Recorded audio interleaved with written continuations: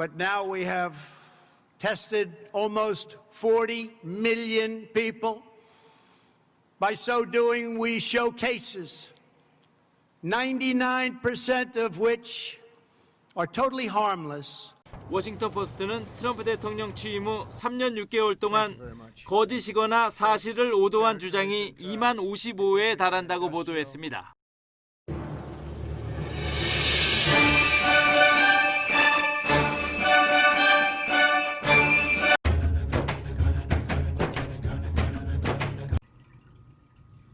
안녕하세요. 정치를 품격 있게 풀어드리는 정치클래스TV의 심상만입니다. 오늘은 트럼프의 코로나19 거짓말과 미국 일부의 국민들이 트럼프화 돼가는 모습, 해외 국내 유입 코로나 구멍이 될 수 있는 주한미군 코로나 확진자 급증에 대한 이야기를 해보겠습니다. 뉴욕타임즈가 얼마 전에 트럼프의 거짓말이라는 특집을 발표했고 그것이 화제가 되었죠. 또 트럼프는 최근에 경찰로부터 백인이 흑인보다 더 많이 사망했다라는 가짜뉴스를 퍼뜨려서 가짜뉴스의 생산자라고 낙인이 찍혔죠. 하버드 대학의 조사 결과 인구 비율로 따지면 흑인 사망이 3배가 더 높다라고 발표가 되었는데 그런 자료에도 불구하고 트럼프는 막 지르고 봅니다. 이 와중에 미국의 젊은이들 사이에서 유행하고 있다라는 이것 때문에 미국인들이 의식구조를 바꾸지 않는 한 미국의 코로나 종식은 아주 먼 이야기가 되지 않나 생각을 해봅니다. 얼마 전 대서특필된 이것을 화면으로 먼저 보시죠. 지난달부터 미국 곳곳에서 대학생들을 중심으로 이른바 코로나 파티가 열렸습니다. 코로나19 확진자를 파티 장소에 불러 참석자들과 접촉하게 한 뒤 가장 먼저 감염되는 사람에게 상금을 줍니다. 코로나 파티에서는 참석자 중 8명이 코로나19에 감염됐습니다. We thought that was kind of a rumor at first. We did some additional research.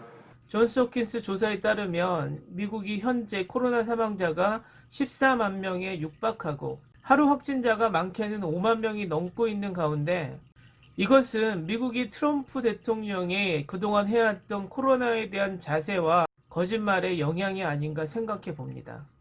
코로나 초반에 트럼프의 대처를 한번 볼까요? We have it very well under control. We have very little problem in this country at this moment, 5.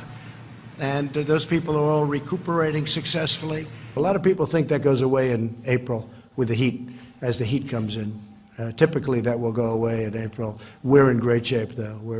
We have 12 cases, 11 cases, and many of them are in good shape now. Because people die from the flu, and this is very unusual. And it is a little bit different, but in some ways it's easier, and in some ways it's a little bit tougher. But we have it so well under control. I mean, we really have done. Now the Democrats are politicizing the coronavirus. You know that, right? Coronavirus. They're politicizing it. This is their new hoax. But you know, we did something that's been pretty amazing. We're 15 people in this massive country. And because of the fact that we went early, we could have had a lot more than that.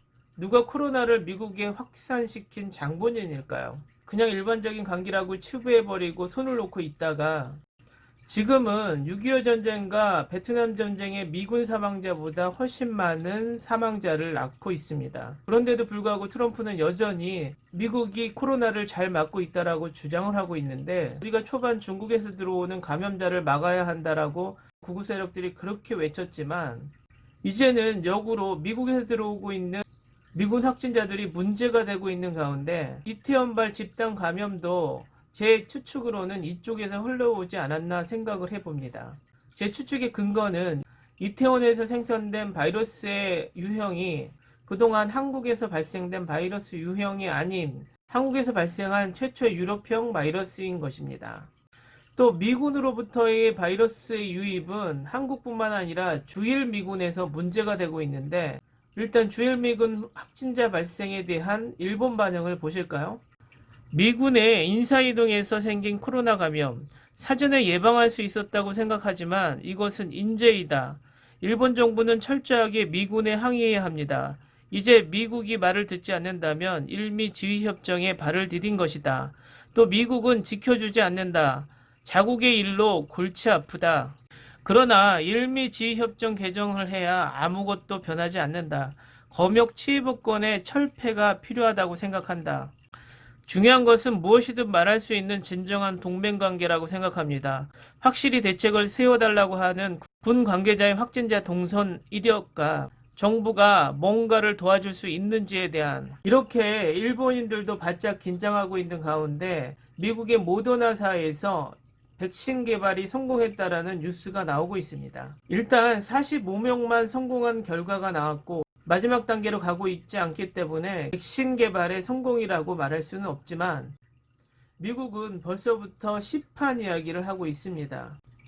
중요한 것은 백신의 부작용에 대한 전혀 고려 없이 미 증시 띄우기 위한 발표가 아닌가 제 개인적으로 의심이 듭니다. 백신 개발은 성공도 중요하지만 그 백신의 부작용의 안전성입니다.